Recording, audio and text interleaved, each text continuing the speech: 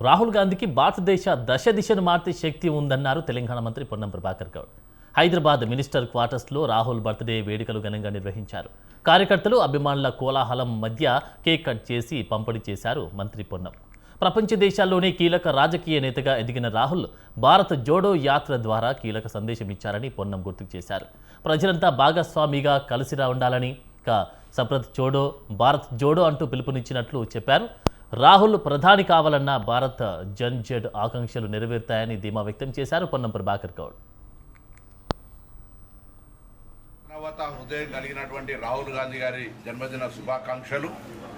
భారత్ జోడో యాత్రపై దేశవ్యాప్తంగా అందరూ కలిసి ప్రజాస్వామికంగా ఉండాలని, నఫరత్ చోడో అని ఎటువంటి విద్వేషాలతో బతకద్దనేటువంటి పిలుపునిచ్చినటువంటి రాహుల్ గాంధీ గారు తప్పకుండా ఈ భారతదేశంలో ఉన్నటువంటి జంజీ ఆకాంక్షలకు అనుగుణంగా ప్రధానమంత్రిగా అయ్యి ఈ భారతదేశ దిశాదశ మారుస్తారని ఆకాంక్షిస్తాను.